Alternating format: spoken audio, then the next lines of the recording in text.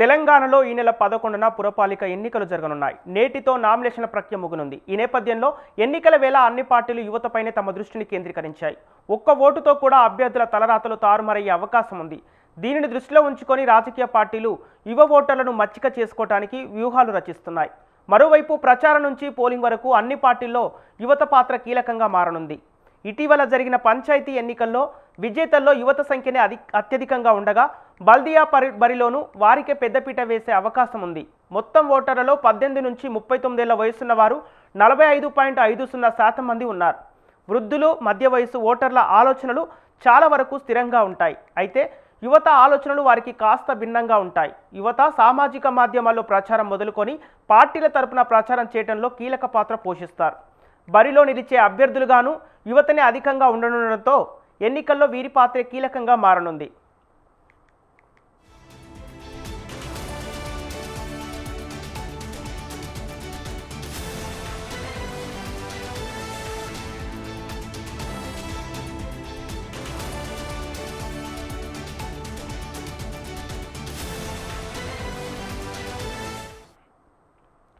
పట్టణ ప్రాంత ఓటర్లలో ఎక్కువ మంది అక్షరాస్యులైన యువత ఉంటున్నారు. ఈ నేపథ్యంలో సామాజిక మాధ్యమాల ద్వారా ఓటరు చైతన్యం, ఓటు నమోదు, పోలింగ్, పార్టీల వైఖరి తదితర అంశాలపై పెద్ద ఎత్తున ప్రచారాలు సాగుతున్నాయి.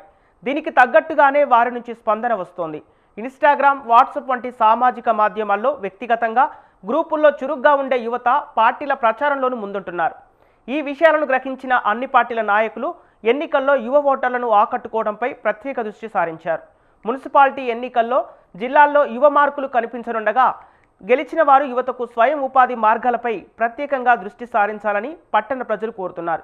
యువతకు ఆట స్థలాలు, వ్యాయామశాలలు, ఉద్యోగ శిక్షణ కేంద్రాలు, స్వయం ఉపాధి కల్పన వంటి గ్రంథాలయాల ఏర్పాటు, వ్యక్తిగత రుణాలు, యువజన సంఘాలకు రాయితీపై రుణాల మంజూరు తదితర ప్రయత్నాలతో ఆకట్టుకునే ప్రయత్నం చేస్తున్నారు.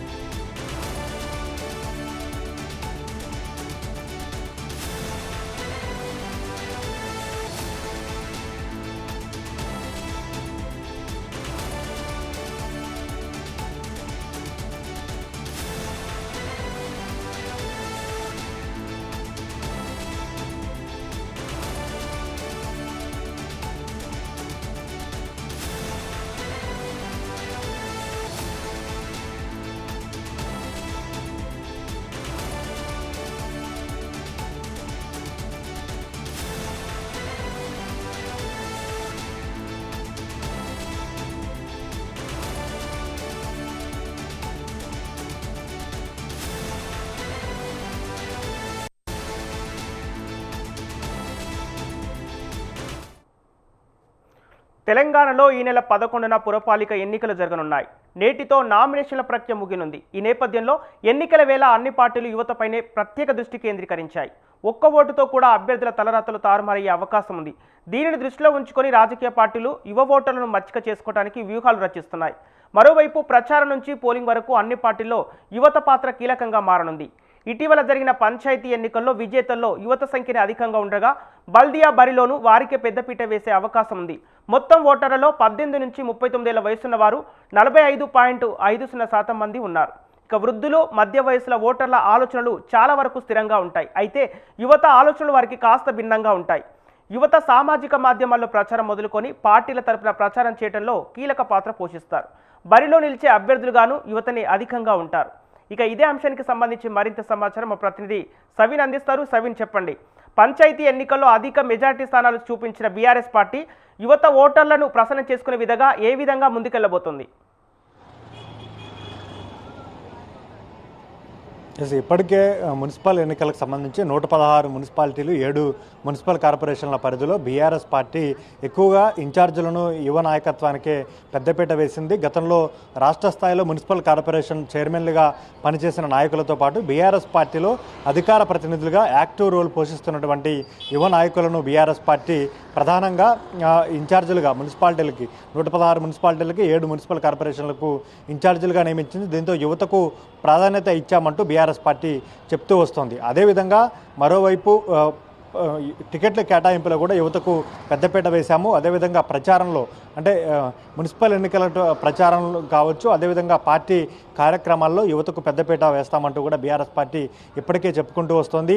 రెండోసారి అంటే బీఆర్ఎస్ పార్టీ మూడోసారి జరిగినటువంటి అసెంబ్లీ ఎన్నికల్లో అధికారం కోల్పోయిన తర్వాత ఇప్పుడు కాంగ్రెస్ పార్టీ అధికారంలోకి వచ్చిన తర్వాత ప్రధాన ప్రతిపక్షంగా చేపడుతున్నటువంటి అనేక కార్యక్రమాల్లో యువత పెద్ద ఎత్తున బీఆర్ఎస్ పార్టీకి మద్దతు ఇస్తున్నారు, యువత బీఆర్ఎస్ పార్టీ వైపు చూస్తున్నారంటూ పదే పదే బీఆర్ఎస్ పార్టీ చెప్తూ వస్తోంది. అందులో భాగంగానే రాబోయే బీఆర్ఎస్ పార్టీ సంస్థాగత నిర్మాణంలో భాగంగా గ్రామ స్థాయి నుంచి రాష్ట్ర స్థాయి వరకు ఏర్పాటు చేయబోయే కమిటీల్లో కూడా యువతకే పెద్దపీట వేస్తాము, కోటాల వారీగా ఎంపిక చేసి యువతను అందులో భాగస్వామ్యం చేస్తామంటూ ఇప్పటికే బీఆర్ఎస్ అధినేత కేసీఆర్ హింట్ ఇచ్చారు. అందులో భాగంగానే బీఆర్ఎస్ వర్కింగ్ ప్రెసిడెంట్ కేటీఆర్తో పాటు మాజీ మంత్రి హరీష్ రావు ఇదే రకమైన వ్యూహాన్ని అమలు చేస్తూ ముందుకు వెళ్తున్న పరిస్థితి మనకు ఓవరాల్గా కనబడుతుంది. ఇక మరోవైపు మున్సిపల్ కార్పొరేషన్ మున్సిపల్ ఎన్నికల్లో కూడా బీఆర్ఎస్ పార్టీ పెద్ద ఎత్తున యువతకు టికెట్లు కేటాయింపు చేసింది. ముఖ్యంగా అందులో చదువుకున్న యువత కూడా పెద్ద సంఖ్యలో ఉండటం మనం చెప్పుకోవచ్చు. గ్రాడ్యుయేట్స్ పూర్తయిన వారు, అదేవిధంగా డాక్టర్ కోర్సు చేస్తూ అంటే వనపర్తి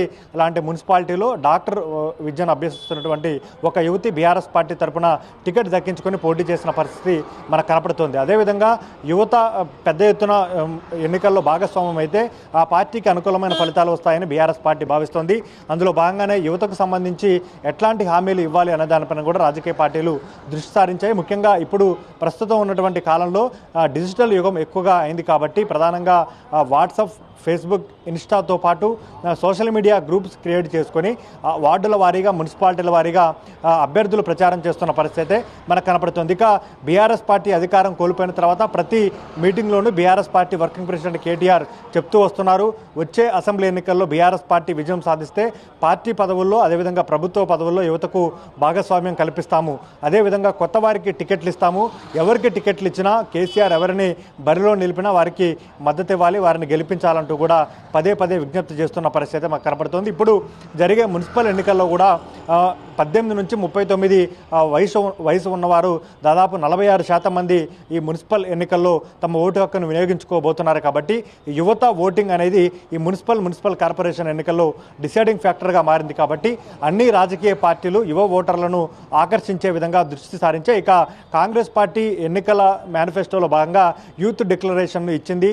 అందులో భాగంగా కాంగ్రెస్ పార్టీ అధికారంలోకి వస్తే 2 లక్షల ఉద్యోగాలు ఇస్తామంటూ కాంగ్రెస్ పార్టీ హామీ ఇచ్చింది. దీనికి సంబంధించి కాంగ్రెస్ పార్టీ ఎన్నికల్లో ఇచ్చినటువంటి హామీని అమలు చేయలేదనే డిమాండ్తో బీఆర్ఎస్ పార్టీ నిరుద్యోగ బాకీ కార్డులను ప్రతి యువకుడు ఉన్నటువంటి ఇంటికి పంచేందుకు సిద్ధమైంది. మున్సిపల్ కార్పొరేషన్ ఎన్నికల్లోనూ నిరుద్యోగ బాకీ కార్డులను ప్రతి ఇంటికి పంచాలంటూ కూడా బీఆర్ఎస్ పార్టీ కింది స్థాయి క్యాడర్కు, అదేవిధంగా మున్సిపల్ ఎన్నికల ఇన్ఛార్జీలకు దిశానిర్దేశం చేసింది. అందులో భాగంగానే యువతను ఆకట్టుకునే విధంగా కూడా బీఆర్ఎస్ పార్టీ మున్సిపల్ ఎన్నికల్లో పోటీ చేస్తున్నటువంటి అభ్యర్థులతో పాటు బీఆర్ఎస్ పార్టీ ఇన్ఛార్జీలు, బీఆర్ఎస్ పార్టీ నాయకులు విశేషంగా ప్రచారం చేస్తున్న పరిస్థితి మనకు కనపడుతోంది. ఓవరాల్గా చూస్తే బీఆర్ఎస్ పార్టీ రాష్ట్రంలో యువత, అదేవిధంగా విద్యార్థులు ప్రభుత్వానికి వ్యతిరేకంగా ఉన్నారు. దీంతో మున్సిపల్ కార్పొరేషన్ ఎన్నికల్లో ప్రధాన ప్రతిపక్షంగా ఉన్నటువంటి బీఆర్ఎస్ పార్టీకి మద్దతుగా నిలుస్తారనే భావన బీఆర్ఎస్ పార్టీ అధినాయకత్వంలో ఉంది. అందుకు తగ్గట్లుగానే ఈ మున్సిపల్ ఎన్నికల్లో ఎక్కువగా యువతకు టికెట్లు ఇచ్చి మున్సిపల్ ఎన్నికల్లో బీఆర్ఎస్ పార్టీ బరిలోకి దిగిన పరిస్థితి మనకు కనపడుతోంది. ఓకే సవిన్, ప్రధానంగా బీఆర్ఎస్ పార్టీ అంటే యువతను ఏ అంశంతో ఆకట్టుకోబోతుంది?